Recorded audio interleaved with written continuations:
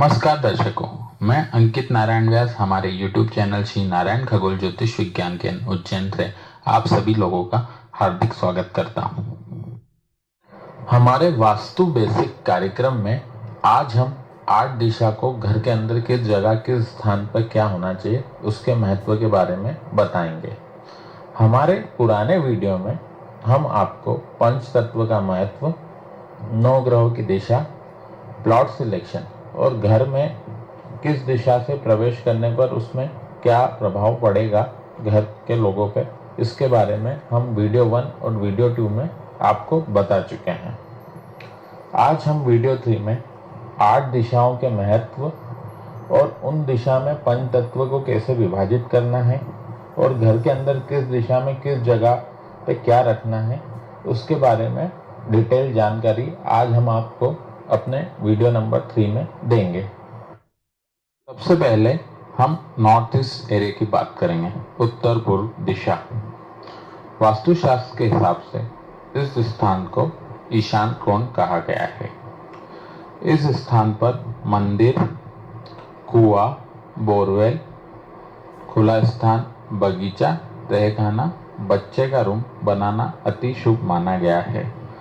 यह स्थान पवित्र और शांति वाला माना गया है। इस स्थान पर अगर ईश्वर की आराधना करी जाए तो तुरंत फल मिलता है। ईस्ट एरिया, पूर्व कोना। वास्तुशास्त्र के हिसाब से पूर्व एरिया जितना खुला हो उतना अच्छा रहता है। यहाँ सूर्य की रोशनी आने से घर के सदस्य में ऊर्जा बनी रहती है। यह स्थान घर में स्वास्थ्य के दृष्टिकोण से अत्यधिक महत्वपूर्ण माना गया है। यह स्थान जितना खुला और हल्का होगा वहाँ के लोग उतने स्वस्थ और दीर्घायु होंगे। साउथ ईस्ट कॉर्नर, दक्षिण पूर्व एरिया। शास्त्र के अनुसार साउथ ईस्ट एरिया जो है उसे अग्निकोण कहा गया है। यहाँ अग्नि से रिलेटेड कार्य करना शुभ माना गया है, जैसे रसोई में खाना पकाना, अनाज भंडार बनाना। यह स्थान घर के सदस्यों में महिलाओं के लिए अधिक महत्वपूर्ण माना गया है।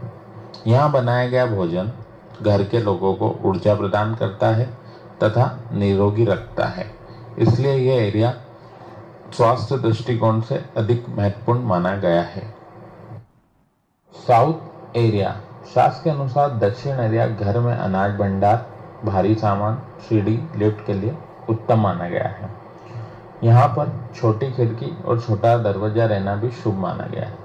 यह स्थान परिवार में भविष्य में होने वाले मुख्य सचिव के रहने के लिए उत्तम स्थान माना गया है।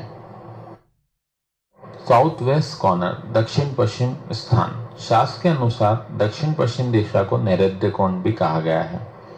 यह स्थान घर के मुख्य सचिव के शयन कक्ष जरूर होना चाहिए, जिससे परिवार में धन और अनाज की कमी कभी नहीं होती। परिवार की आर्थिक स्थिति भी दिन पे दिन प्रगति की ओर बढ़ती है। यह स्थान भारी सामान रखने के लिए भी अच्छा माना गया है।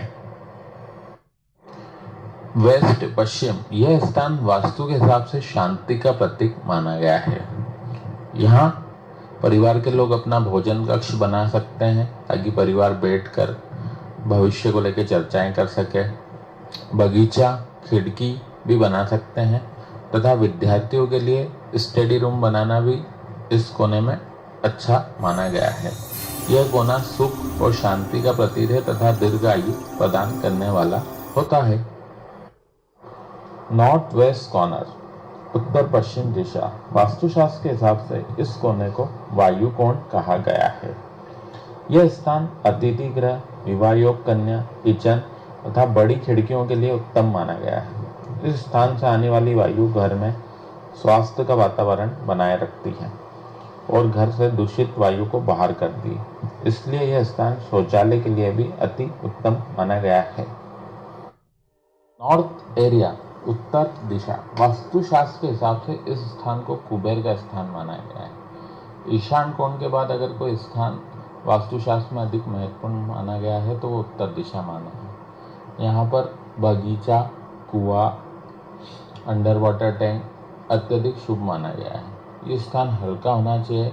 यहाँ घर के लोग अपनी बैठक भी बना सकते हैं और यहाँ पर तिजोरी रखना अति शुभ माना गया है। सभी को धन्यवाद। हमारे कार्यक्रम आपको कैसा लगा कमेंट्स के माध्यम से ज़रूर बताएं। हमारे YouTube चैनल को सब्सक्राइब करें ताकि आने वाले वास्तु के वीडियो का लाभ आप सभी को मिलता रहे।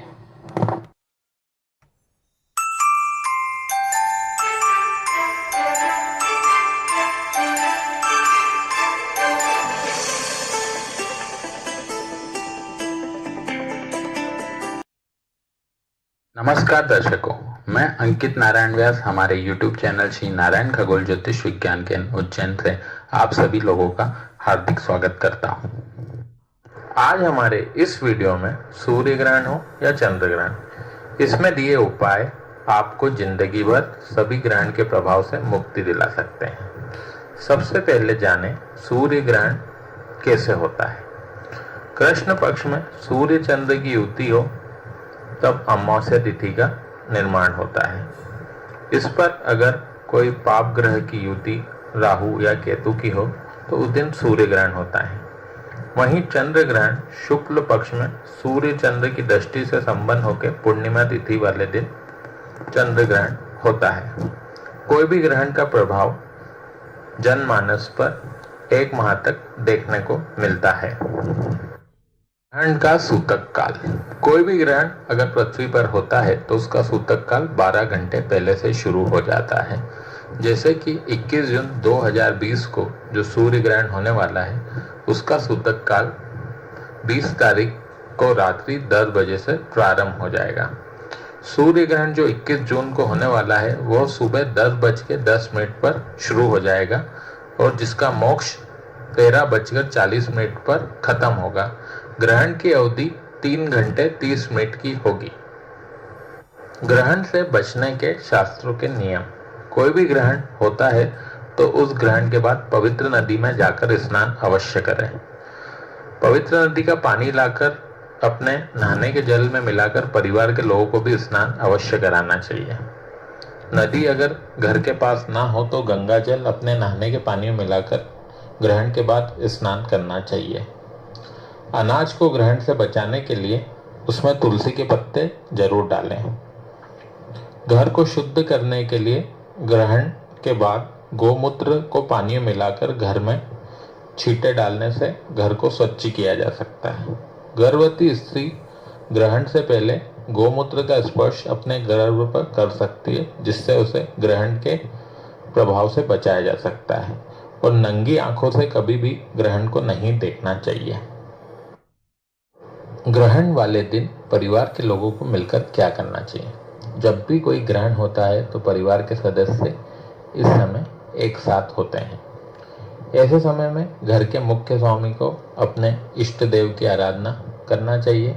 अगर हमारे कोई इष्ट देव नहीं है तो घर में विष्णु सहस्त्र नाम के 11 पाठ परिवार के लोगों को एक साथ मिलकर करना चाहिए या फिर महामृत्युंजय जप की भी जाप परिवार के लोग कर सकते हैं। ग्रहण वाले दिन 4 ग्रह सूर्य चंद्र राहु केतु इनके शांति पाठ करने से भी परिवार में सुख और शांति रहती है। 12 राशियों को ग्रहण से मुक्ति पाने के लिए क्या क्या करना चाहिए। जैसे कि हम सब लोग जानते हैं कि 12 राशियों के स्वामी 9 ग्रह होते हैं और 9 ग्रहों के इष्ट देव के मात्र जाप करने से भी ग्रहण के प्रभाव को कम करा जा सकता है और उन 9 ग्रहों के कारक चीजों के दान धर्म करने से भी ग्रहण के दोषों से बचा जा सकता है। सबसे पहले बात करते हैं मेष राशि की। हम सब जानते हैं कि मेष राशि के स्वामी मंगल देव हैं। मंगल देव हनुमान जी की आराधना से खुश होते हैं, इसलिए ग्रहण वाले दिन ग्रहण के बाद लाल कपड़े में 1.25 किलो मसूर की दाल, 1 किलो गुड़, 500 ग्राम काली तिल और दक्षिणा इच्छा अनुसार हमारे इष्ट देव हनुमान जी के मंदिर में जाकर उनके दर्शन करने के बाद किसी भी बाहर बैठे गरीब को ये दान दे दें। वृषभ राशि, हम सभी जानते हैं वृषभ राशि के स्वामी शुक्रदेव हैं। शुक्रदेव देवी की आराधना से खुश होते हैं, इसलिए ग्रहण के बाद सफ़ेद कपड़े में 1.25 किलो चावल, 500 ग्राम सफ़ेद तिल, शक्कर और दक्षिणा किसी भी देवी मंदिर में दर्शन करने के बाद वहां बैठे बाहर किसी भी गरीब स्त्री को ये दान दे दें। मिथुन राशि के स्वामी बुद्धदेव हैं। बुद्धदेव गणपति की आराधना से खुश होते हैं।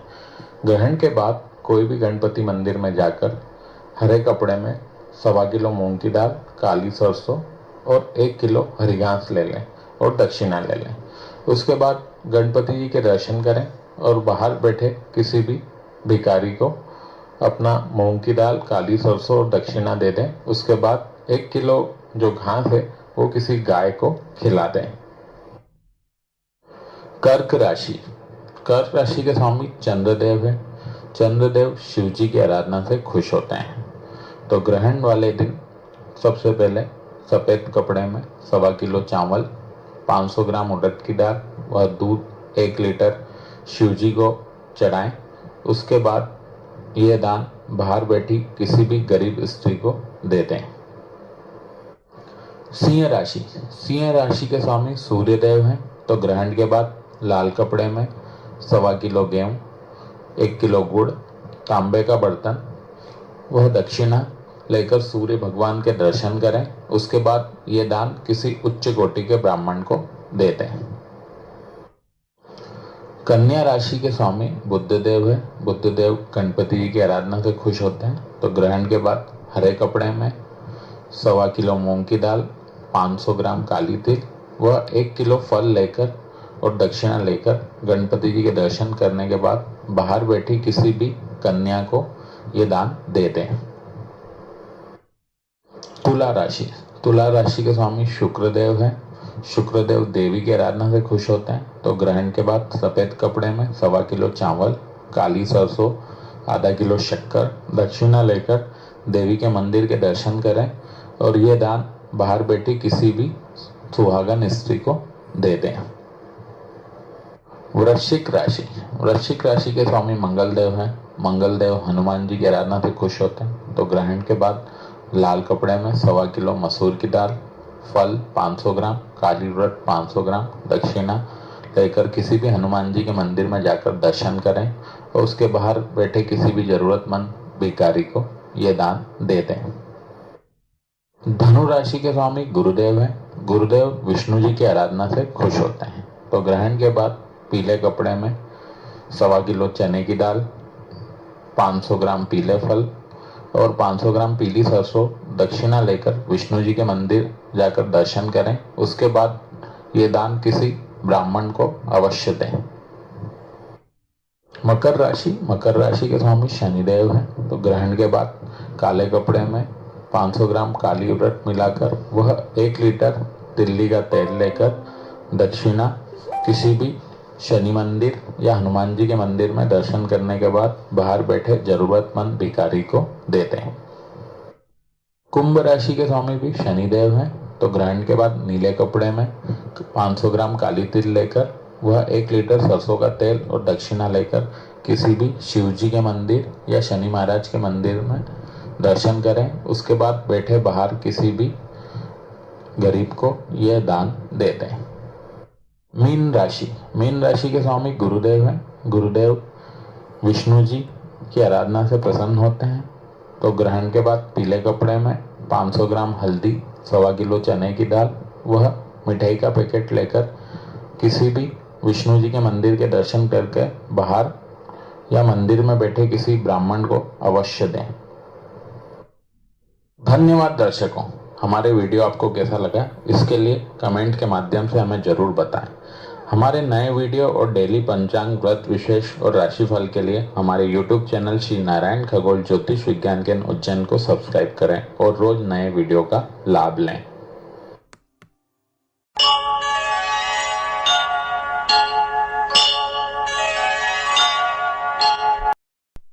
नमस्कार दर्शकों, नारायण खगोल ज्योतिष विज्ञान केंद्र उज्जैन से मैं अंकित नारायण व्यास आप सब लोगों को प्रणाम करता हूँ। दोस्तों, आज हम लोग 21 जून 2020 रविवार आषाढ़ मास कृष्ण पक्ष अमावस्या तिथि को होने वाले सूर्य ग्रहण के बारे में विस्तृत जानकारी इस वीडियो के माध्यम से आप सभी लोगों को देने वाले हैं।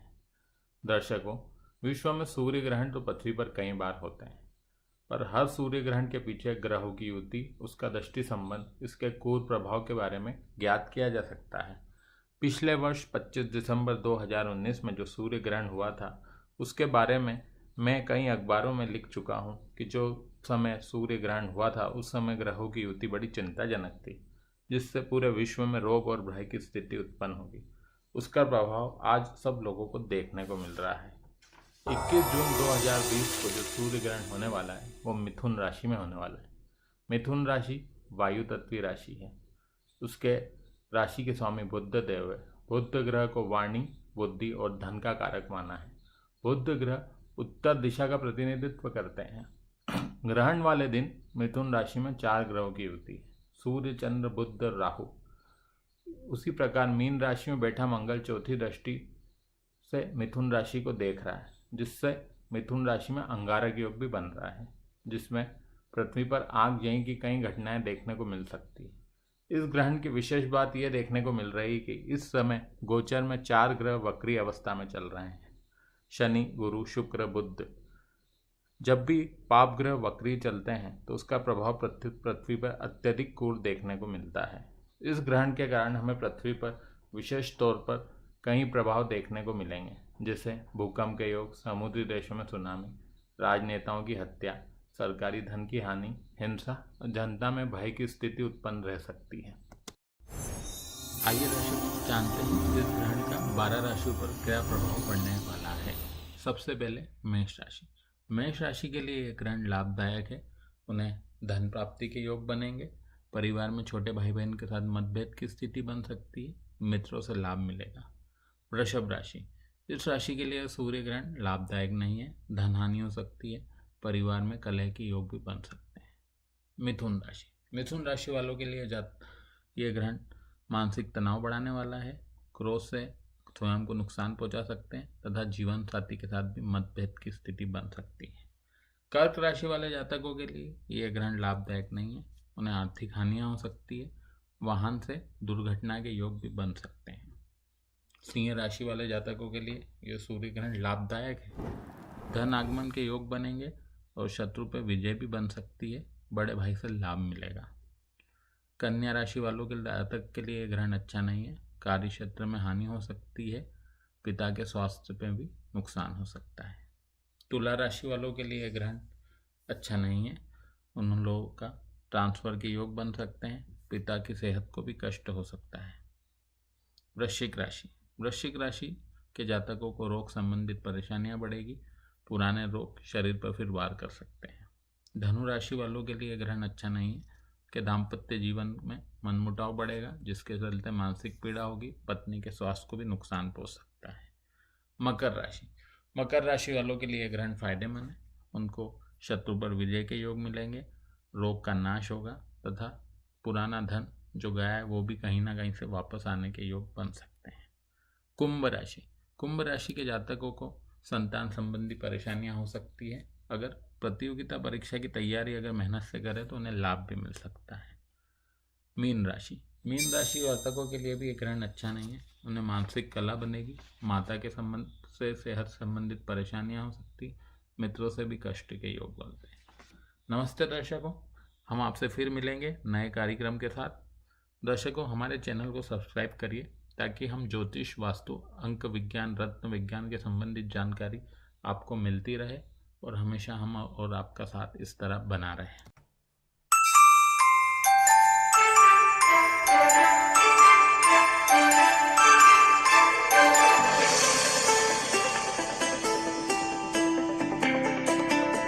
नमस्कार दर्शकों, हमारे YouTube चैनल नारायण खगोल ज्योतिष विज्ञान केंद्र उज्जैन से मैं अंकित नारायण व्यास आप सभी को प्रणाम करता हूं।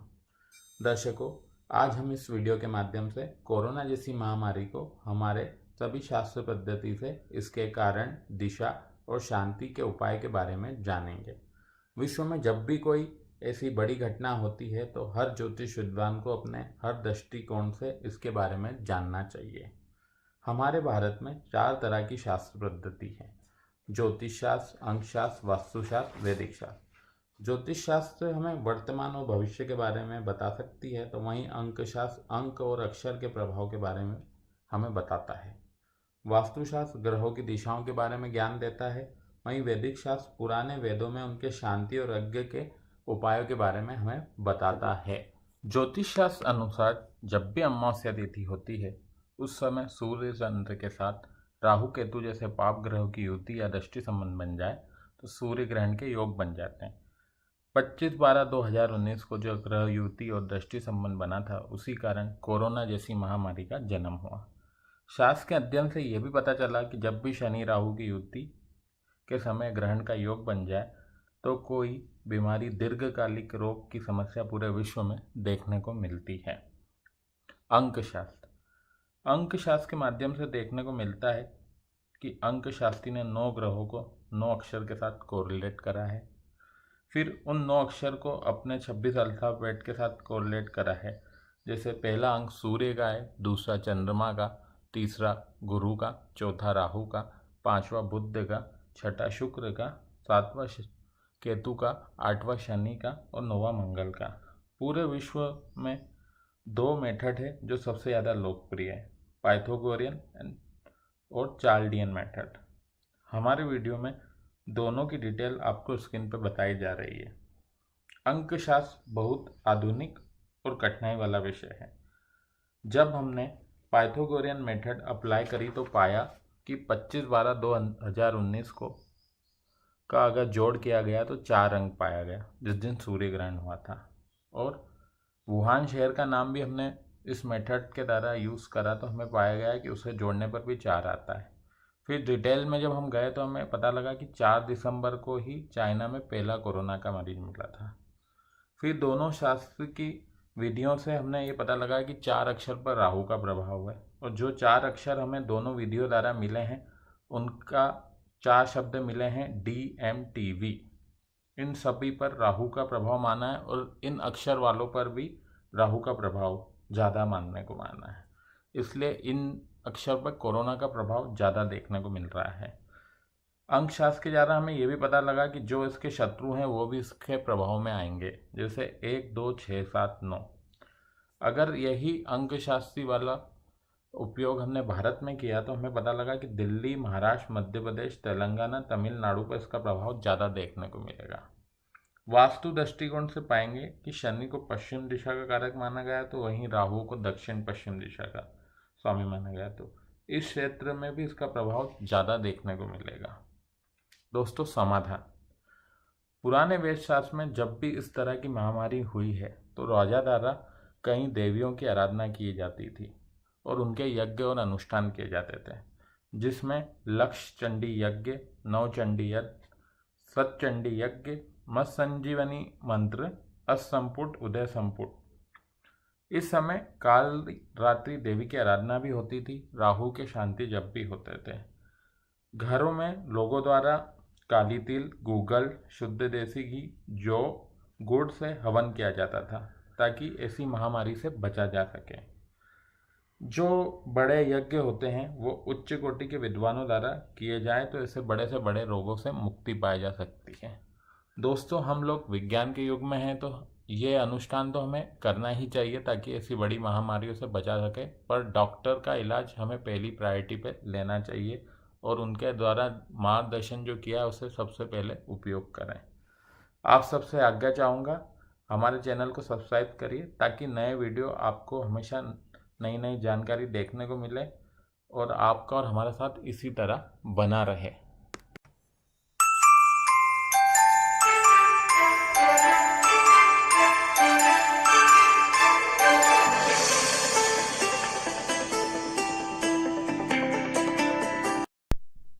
नमस्कार दर्शकों, मैं अंकित नारायण व्यास हमारे YouTube चैनल नारायण खगोल विज्ञान ज्योतिष ज्ञान उज्जैन से आप सभी का स्वागत करता हूं।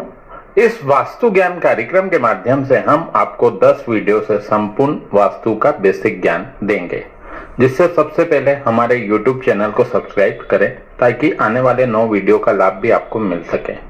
इस वास्तु ज्ञान कार्यक्रम से आप जो ज्ञान अर्जित करेंगे वो भविष्य में आपको भूखंड मकान चुनाव करने में अवश्य काम आएगा। वास्तु में पंच तत्व क्या है? हम सभी जानते हैं कि हमारा शरीर 5 चीजों से मिलकर बना है। पृथ्वी, जल, अग्नि, वायु और आकाश। वैसे ही वास्तुशास्त्र में भी 5 तत्व का विज्ञान है। घर के लिए वास्तुशास्त्र में अलग अलग ऊर्जाओं पर निर्भर करता है, जैसे सूर्य की ऊर्जा, चंद्र की ऊर्जा, पवन ऊर्जा, प्रकाश ऊर्जा और चुंबकीय ऊर्जा। अगर वास्तुशास्त्र के हिसाब से इन 5 ऊर्जाओं का ध्यान देकर भवन का निर्माण किया जाए तो घर में सुख, शांति और समृद्धि बनी रहती है। अगर इसके विपरीत अगर हमने निर्माण करा तो घर में अशांति, तनाव तथा रोग की वृद्धि हो जाती है। वास्तुशास्त्री द्वारा वास्तु को हमारी पृथ्वी पर 9 दिशा में विभाजित किया गया है। North east, east, south east, south, south west, west, north west और नॉर्थ। मिडिल स्थान को आकाश का स्थान दिया गया है। फिर 9 दिशा को 5 तत्वों में विभाजित करा है।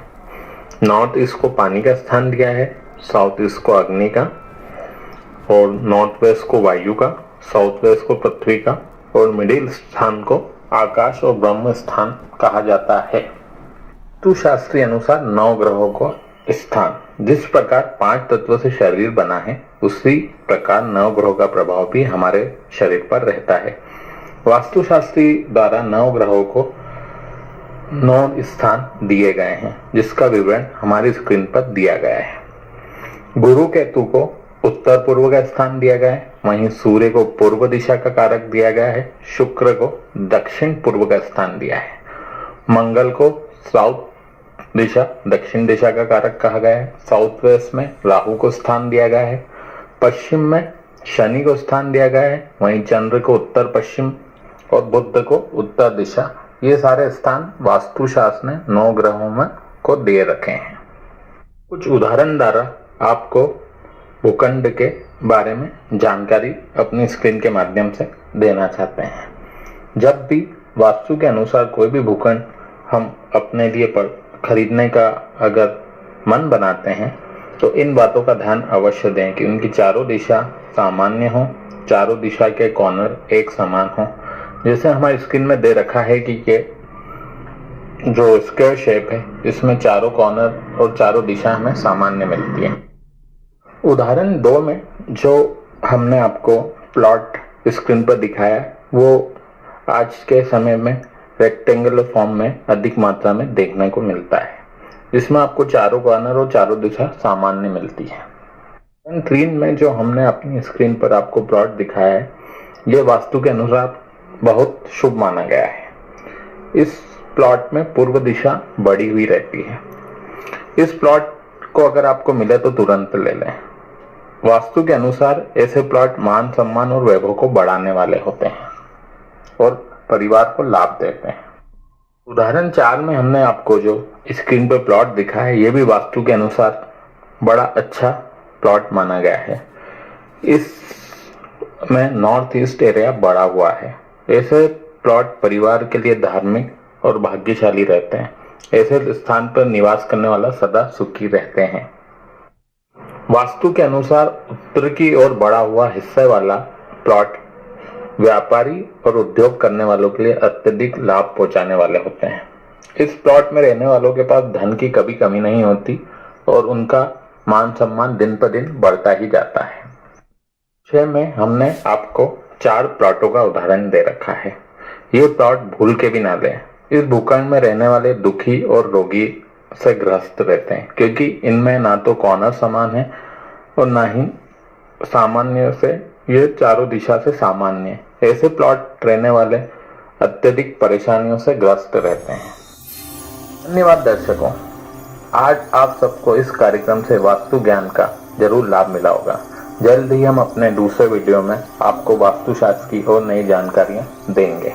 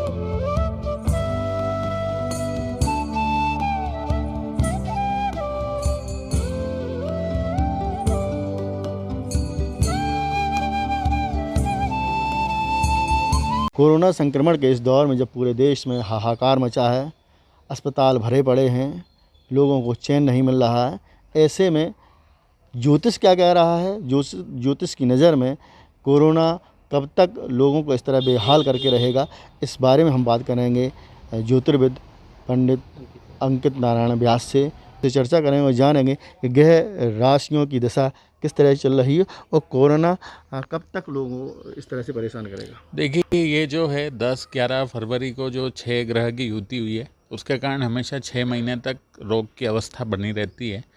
और अभी जो है मंगल और शनि की युति है, मंगल की 8वीं दृष्टि शनि को, तो 30 मई तक ये भयभीत स्थिति में रहेगा। तब तक लोगों को घर में रहना चाहिए और नीम का पेड़ और हनुमान जी का कारक है, उनकी आराधना करें। शनि भगवान के लिए तेल के दिए लगाएं और पीपल की आराधना करें। पीपल खुद एक ऑक्सीजन का कारक है और अभी ऑक्सीजन से रिलेटेड परेशानियां सभी को परेशान कर रही है।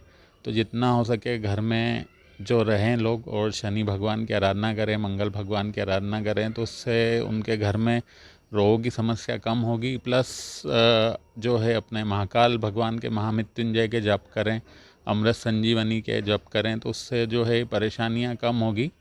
और जो है मई जून तक ये परेशानियां बहुत निचले स्तर पर चल जाएगी, ये परेशानी ख़त्म हो जाएगी। पिछले साल भी इस तरह की स्थिति बनी थी, लगभग दिसंबर के महीने में, तब भी ग्रहों की इसी तरह की स्थिति बनी थी। क्या उन्हीं ग्रहों की स्थिति इस बार भी बनी है? हाँ, वही 6 ग्रह की युति उस समय भी हुई थी 26 दिसंबर को। तब 6 महीने तक हम लोगों को परेशानी का सामना करना पड़ा था। इसी प्रकार 11 फरवरी को भी इसी तरह की युति बनी थी, इसलिए हमको 6 महीने परेशानी का सामना करना पड़ेगा। उसमें 3 महीने जो हैं अप्रैल मई जून काफ़ी परेशानी वाले रहेंगे और उसमें जो है लोग ज़्यादा से ज़्यादा भगवान की आराधना करें, घर में रहें, तो उससे ये परेशानी कम से कम होगी। बाकी मेरा ये कहना है लोगों से कि घर में रहें और अपने आप को इस चीज़ से बचा के रखें और जितना हो सके भगवान की आराधना करें। कोई इसके लिए कोई मंत्र है जिसका जाप किया जाए जिससे? जब भी ऐसी विकट परेशानी आती है तो अमृत संजीवनी का जो जप रहता है वो करने से जो है इंसान को जो है आयु में भी वृद्धि होती है, रोगों से लड़ने की क्षमता मिलती है। तो वो जितना हो सके और महामृत्युंजय जप का पाठ करें। तो ये थे हमारे साथ पंडित अंकित नारायण जी व्यास, जिन्होंने बताया है कि किस तरह कोरोना के इस संक्रमण के दौर में बचा जा सकता है, किस तरह भगवान की आराधना की जानी चाहिए, किस तरह महामृत्युंजय का पाठ करना चाहिए और किस तरह इस बीमारी से बचने के लिए मास्क लगाएं, सोशल डिस्टेंसिंग का पालन करें। ये तो करना ही है, साथ ही भगवान की आराधना भी करना है, क्योंकि ग्रहों की युति ऐसी बनी है कि लगभग 6 महीने तक इसी तरह की स्थितियाँ रहेंगी। VVS Sengar, city channel, Ujjain. Exit poll में भले ही ये दावा किया जा रहा है कि बंगाल में बीजेपी अपना दम दिखाएगी और अन्य 4 राज्यों में बढ़त लेगी, लेकिन ज्योतिष का एग्जिट पोल कुछ अलग कहानी कह रहा है। ज्योतिष की माने तो बंगाल में ममता बनर्जी की व्हीलचेयर इस बार उन्हें मुख्यमंत्री की कुर्सी तक पहुंचाने में कामयाब रहेगी।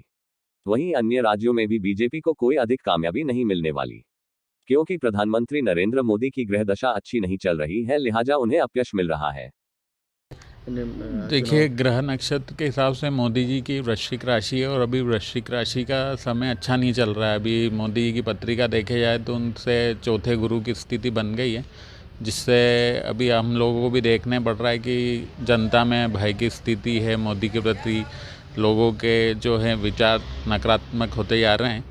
और अगर ममता बनर्जी की कुंडली देखी जाए तो उनकी वृषभ राशि आ रही है, अभी वृषभ राशि के ग्रह फेवर में हैं, तो जैसा मुझे लग रहा है कि चुनाव में जो है ममता बनर्जी का पल्ला थोड़ा भारी रहेगा।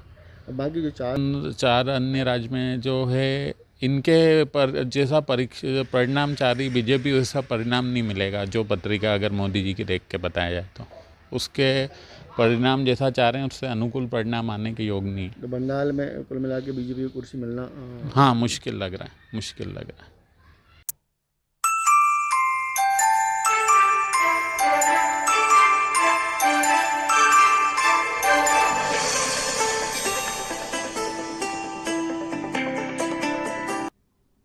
नमस्कार दर्शकों, मैं अंकित नारायण व्यास आप सभी को हमारे YouTube चैनल नारायण खगोल ज्योतिष विज्ञान केंद्र उज्जैन से आपका स्वागत करता हूं। आज हम इस वीडियो के माध्यम से नवजात शिशु के जन्म से पहले और जन्म के बाद मूल नक्षत्र और पाए के रहस्य के बारे में आपको बताएंगे। ज्योतिष शास्त्र के अनुसार 12 राशि में 27 नक्षत्र होते हैं। एक राशि में 2.25 नक्षत्र होता है और हर नक्षत्र में 4 चरण होते हैं, इसलिए एक राशि में 9 चरण होते हैं। 27 नक्षत्रों में तो 6 नक्षत्र को गणमूल नक्षत्र कहते हैं। उनके नाम इस प्रकार है: अश्विनी, अश्लेषा, माघा, ज्येष्ठ, मूल और रेवती। शास्त्र के अनुसार मूल नक्षत्र में जन्मे शिशु परिवार के लिए कष्टदायक होते हैं, परंतु ऐसा नहीं है कि मूल नक्षत्र के सभी चरण परिवार को कष्ट प्रदान करते हैं, बल्कि कुछ चरण परिवार और पिता के लिए फायदेमंद होते हैं। इसका सूक्ष्म अध्ययन करने के लिए हम आपको 6 नक्षत्र के 4 चरण के फल के बारे में विस्तृत जानकारी देते हैं। पहला मूल नक्षत्र अश्विनी। अश्विनी में 4 चरण होते हैं। उनके नाम उस पर आते हैं चरणों वाइज: चू, चे, चोला। पहले चरण में चू, दूसरे में चे, तीसरे में चो, चौथे पे ला। ये हमारी सब स्क्रीन पे आपको दे रखा है। तो पहला चरण जो रहता है वो पिता के लिए कष्टदायक रहता है। दूसरा चरण सुख और वैभव को बढ़ाता है। तीसरा चरण पिता को पद उन्नति देता है। चौथा चरण राजा से लाभ दिलाता है। 9वां नक्षत्र जो होता है मूल नक्षत्र होता है। इसको 27 नक्षत्र में 9वां नक्षत्र का स्थान मिला है। इसमें 4 चरण होते हैं। पहला चरण शुभ होता है, दूसरा धन की हानि कराता है, तीसरा माता को कष्ट दिलाता है, चौथा पिता को कष्ट दिलाता है। 10वां नक्षत्र को भी मूल नक्षत्र कहा गया है 27 नक्षत्रों में। उसका नाम माघा है, जिसमें पहला चरण माता के लिए कष्टदायक होता है, दूसरा पिता को आर्थिक नुकसान होता है, तीसरा चरण सुख और वैभव को बढ़ाता है, वहीं चौथा चरण धन लाभ दिलाता है। 18 नंबर का नक्षत्र ज्येष्ठ है, जो मूल नक्षत्र में आता है। उसमें पहले चरण में बड़े भाई को कष्ट होता है, दूसरे में छोटे भाई को, तीसरे में माता के लिए नुकसान, चौथा चरण राज्य से लाभ दिलाता है। 19वां नंबर का नक्षत्र जो होता है मूल नक्षत्र होता है, वो पहला चरण पिता के लिए कष्टदायक होता है, दूसरा माता को नुकसान दिलाता है, तीसरा चरण धन नाश कराता है, चौथा शुभ होता है। 27वां नक्षत्र जो अंतिम नक्षत्र होता है वो भी मूल नक्षत्र में आता है, उसे रेवती नक्षत्र कहते हैं। उसमें पहला परिवार को लाभ देता है, दूसरा पिता के कार्य को में लाभ करता है, तीसरा सुख और वैभव बढ़ाता है, वहीं चौथा चरण परिवार को कष्ट देता है। शास्त्र अनुसार 27 दिन चंद्रमा जब इसी नक्षत्र में आए उस दिन किसी ब्राह्मण से इसकी शांति कराने से इसके दोषों से मुक्ति पा सकते हैं। मान्यता अनुसार मूल नक्षत्र के जन्म शिशु अत्यधिक पराक्रमी और प्रयत्न से परिवार में धन धान्य की वृद्धि भी करते हैं। मूल नक्षत्र के बाद हम अब पाए के बारे में विचार करेंगे। दर्शकों, शास्त्रकारों ने 27 नक्षत्र को 4 पायों में विभाजित किया है। 4 पाए इस प्रकार हैं: सोना, चांदी, तांबा और लोहा। शास्त्रों के अनुसार चांदी और तांबे में जन्मे शिशु परिवार के लिए लाभदायक रहते हैं, वहीं सोने और लोहे में जन्मे शिशु परिवार के लिए बड़े कष्टदायक रहते हैं। सोने के पाए में 6 नक्षत्र आते हैं। पहला नक्षत्र रेवती, अश्विनी, भरणी, कृतिका, रोहिणी और मृगशिरा। इन सभी नक्षत्रों के 4 चरणों में जो जो नाम आते हैं वो हमारी स्क्रीन में दिए गए हैं, वो लोग आप देख सकते हैं। चांदी के पाए में 10 नक्षत्र आते हैं: आद्रा, पुनर्वसु, पुष्य, अश्लेषा, माघा, पूर्वा फाल्गुनी, उत्तरा फाल्गुनी, हस्त, चित्रा और स्वाति। तांबे के पाए में मात्र 4 नक्षत्र आते हैं: विशाखा, अनुराधा, ज्येष्ठ और मूल। लोहे के पाए में 7 नक्षत्र आते हैं: पूर्वा आषाढ़, उत्तरा आषाढ़, श्रावण, घनिष्ठा, शतभिषा, पूर्वा भाद्रपद और उत्तरा भाद्रपद। चांदी और तांबे के पाए में तो हमें कोई पूजा कराने की जरूरत नहीं पड़ती, पर सोने और लोहे के पाए में वैदिक पद्धति से शांति ब्राह्मण द्वारा इन धातुओं के दान देकर करी जा सकती है। दर्शकों, आप सभी को धन्यवाद। हमारे चैनल को सब्सक्राइब करिए ताकि आप हमसे नए नए कार्यक्रम इस चैनल के माध्यम से आगे देख सकें।